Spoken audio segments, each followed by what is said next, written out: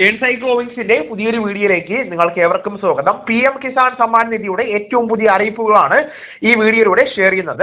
PM Kisan Samman നിധിയുടെ 22ാമത്തെ ഗഡു അക്കൗണ്ടിലേക്ക് എത്തുവാനായിട്ട് പോവുകയാണ്. അതോടൊപ്പം തന്നെ കിസാൻ സമ്മാൻ നിധി വെബ്സൈറ്റിൽ 5ഓളം മാറ്റങ്ങളും എത്തിയിട്ടുണ്ട്.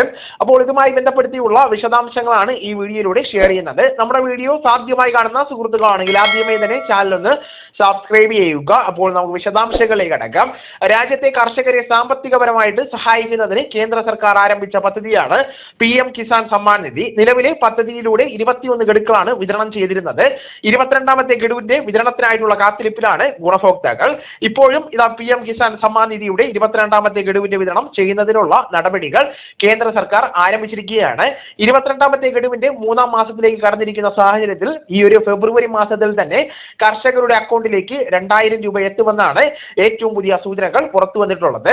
തുക വിതരണത്തിന് മുന്നോടിയായിട്ട് ഔദ്യോഗിക വെബ്സൈറ്റിൽ വലിയ രീതിയിലുള്ള മാറ്റങ്ങളാണ് വരുത്തിയിരിക്കുന്നത്. കൂടുതൽ കർഷകർക്ക് ആനുകൂല്യം തടസ്സമില്ലാതെ ലഭ്യമാകുക എന്ന ലക്ഷ്യത്തോടു കൂടി 5 പുതിയ ഓപ്ഷനുകളാണ് PM കിസാൻ വെബ്സൈറ്റിൽ പുതുതായിട്ട് ഉൾപ്പെടുത്തിയിരിക്കുന്നത്. പല കർഷകർക്കും വിവിധ കാരണങ്ങളാൽ മുമ്പ് തുക മുടങ്ങിയിരുന്നു. ഇത്തരം സാങ്കേതിക പ്രശ്നങ്ങളും രേഖകളിലെ പൊരുത്തക്കേടും പരിഹരിക്കുവാൻ സഹായിക്കുന്ന രീതിയിലാണ് പുതിയ വെബ്സൈറ്റിന്റെ സംവിധാനം ക്രമീകരിച്ചിരിക്കുന്നത്.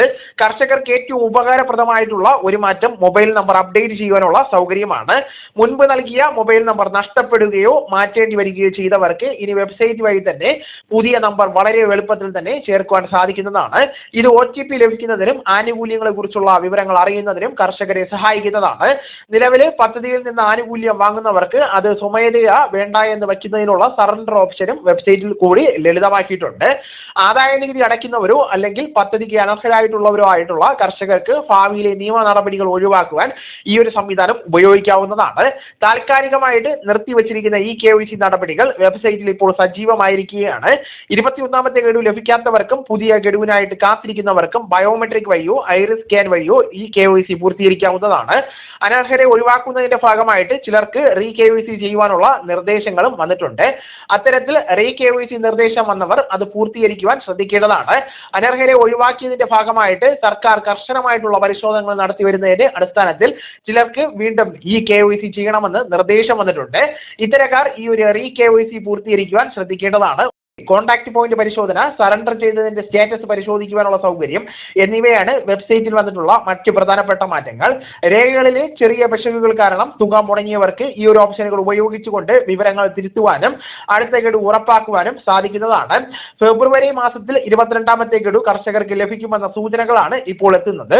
അതിനാൽ എല്ലാ ഗുണഭോക്താക്കളും PM കിസാന്റെ വെബ്സൈറ്റിൽ തങ്ങളുടെ സ്റ്റാറ്റസ് പരിശോധിക്കുകയും ഏതെങ്കിലും അപ്ഡേഷനുകളൊക്കെ ബാക്കിയുണ്ടെങ്കിൽ അത് എത്രയും വേഗം പൂർത്തീകരിക്കുകയും ചെയ്യേണ്ടതാണ്.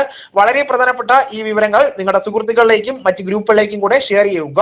നമുക്ക് തുടർന്നും വിജ്ഞാനപരമായിട്ടുള്ള മറ്റ് വീഡിയോസും ആനുകാലിക വിവരങ്ങളുമായിട്ട് വീണ്ടും കാണാം. അതുവരെ ഗുഡ് ബൈ.